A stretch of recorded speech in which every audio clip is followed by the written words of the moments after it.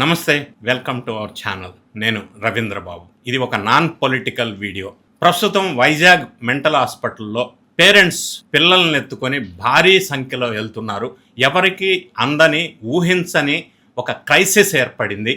ఆ అంశం ఏంటి, మరి పిల్లలు లేదా తల్లిదండ్రులు ఎంత జాగ్రత్తగా ఉండవలసిన అవసరం ఉంది అనే విషయాల్ని మీకు మీ దృష్టికి తీసుకొచ్చి విశ్లేషణ చేసే ప్రయత్నం చేస్తాను. ఇది ఒక పర్సనల్ సోషల్ రెస్పాన్సిబిలిటీ ఇనిషియేటివ్ కింద తీసుకున్నటువంటి వీడియో, రివ్యూస్ కోసం చేస్తున్నటువంటి వీడియో కాదు. వీడియో చివరి వరకే చూడండి, బీ కేర్ఫుల్. ఈ వైజాగ్లో జరుగుతున్న ఈ విషయాన్ని మీ దృష్టికి తీసుకొస్తాను. విశాఖపట్నం నగరం ఇప్పుడు డేటా సెంటరే కానీ ఒక కంటికి కనిపించని సైలెంట్ క్రైసిస్లో మునిగిపోయింది. అక్కడ ఒక వింత వ్యాధి వేగంగా వ్యాపిస్తుంది. అసలు దాన్ని ఒక వైరస్ అనాలో లేక మైండ్ని కంట్రోల్ చేసే ఒక అంటు వ్యాధి అనాలో ఎవ్వరికీ అర్థం కావటం లేదు. కానీ సిచ్యువేషన్ మాత్రం serious. Yes, very serious situation. ఆ వ్యాధి సోకిన పిల్లలు చాలా వింతగా ప్రవర్తిస్తున్నారు. ఎంత గట్టిగా అరిచి పిలిచినా స్లో మోషన్లో తల తిప్పి చూస్తారే తప్ప పెదవి విప్పి ఒక్క అక్షరం కూడా మాట్లాడటం లేదు. మరికొంతమంది పిల్లలు ఇంట్లో వస్తువులని ధ్వంసం చేస్తూ కన్న తల్లిదండ్రుల మీదకే దాడులు చేస్తూ రక్తం వచ్చేలా రక్కుతున్నారు. అసలు ఏమైంది? ఈ వింత ప్రవర్తనకి పిల్లలకి ఏమైంది? వైజాగ్ ప్రభుత్వ మానసిక వైద్యశాలకు రోజు రోజుకి వందలాది మంది తల్లిదండ్రులు కన్నీళ్లతో తమ పిల్లల్ని ఎత్తుకొని ఎందుకు క్యూ కడుతున్నారు? ఇది ఇప్పుడు లేటెస్ట్ అలార్మింగ్ సీరియస్ సిచ్యువేషన్ జరుగుతూ ఉంది. అంటే the medical puzzle, grey matter ఏంటనేది చర్చిద్దాం. మెడికల్ హిస్టరీలోనే ఇలాంటి ఒక వింత కేసులు అసలు డాక్టర్లకే ఆశ్చర్యం కలిగించేటువంటిది ఇంతకు ముందు చూడలేదు. జస్ట్ ఈ 5 నెలల డేటా మీకు వివరించే ప్రయత్నం చేస్తే గగురు పొడిచేటువంటి డేటా. జనవరిలో కేవలం 76 కేసులు ఉంటే ఇటువంటి ఇష్యూస్ మీద, ఫిబ్రవరిలో 98, మార్చిలో 113, ఏప్రిల్లో 192, మే హాఫ్ మంత్ వచ్చేసరికి 161కి చేరింది. అంటే ఈ 5 నెలల కాలంలో దాదాపుగా 640 పైగా చిన్నారులు మానసిక రోగులుగా మారి వైజాగ్ మెంటల్ ఆసుపత్రి పాలయ్యారు. Very serious.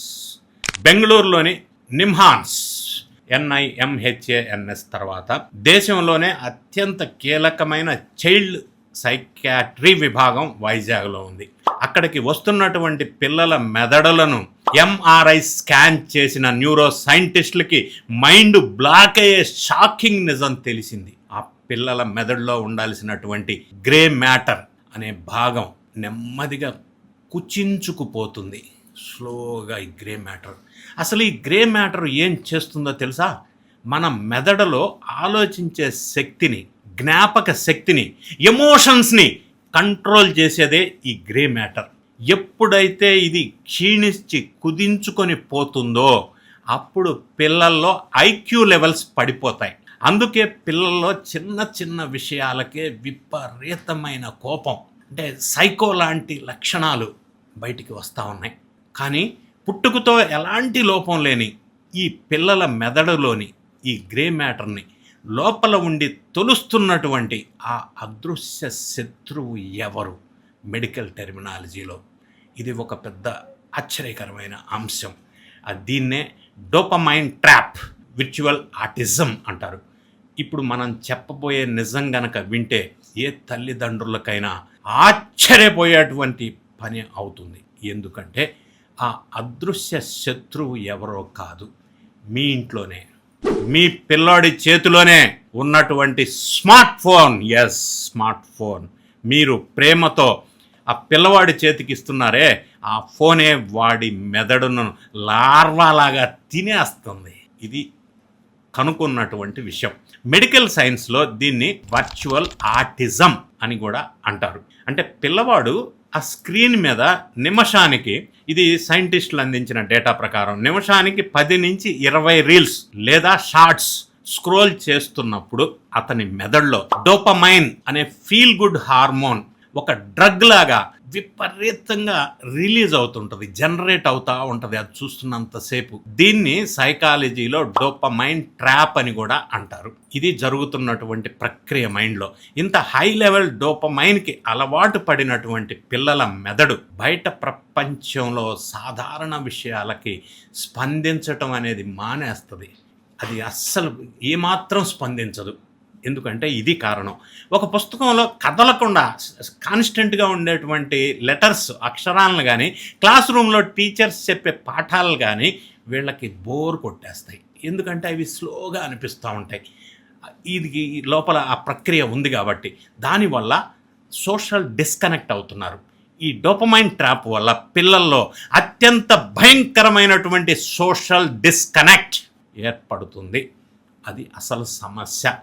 ఈ ఫోన్ స్క్రీన్లో ఉండేటువంటి రంగుల ప్రపంచానికి మెదడు కనెక్ట్ అయిపోవటం వల్ల రియల్ వరల్డ్లో, వాస్తవ ప్రపంచంలో అమ్మ నాన్న పిలిచే పిలుపుల్ని, శబ్దాలని, సౌండ్స్ని మెదడు ఒక నాయిస్లా భావించి బ్రెయిన్ పూర్తిగా బ్లాక్ చేస్తుంది.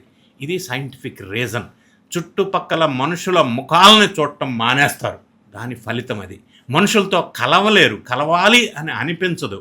ఒకవేళ ఫోన్ కనుక మీరు లాక్కుంటే వాళ్ళ బ్రెయిన్కి అందాల్సిన డోపమైన్ డ్రగ్ ఇంటర్నల్గా అందకుండా విత్డ్రాయల్ సిమ్టమ్స్ వచ్చి ఒక పిచ్చివాన్లాగా, ఒక సైకోలాగా ప్రవర్తిస్తూ కన్న వాళ్లపై దాడులు చేస్తున్నారు.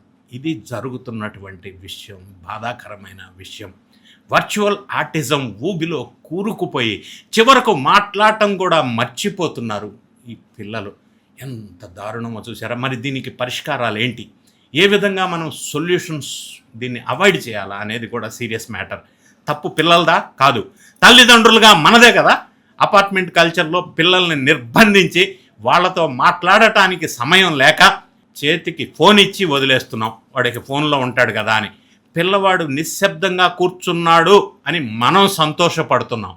కానీ వాడు లోపల ఆ ఫోన్ చూడటం వల్ల మానసికంగా స్ట్రగుల్ అవుతున్నాడు, మానసికంగా లోపల ఇబ్బందికరమైన పరిస్థితి ఎదుర్కొంటున్నాడు అన్న విషయాన్ని మనం గ్రహించలేకపోతున్నాం.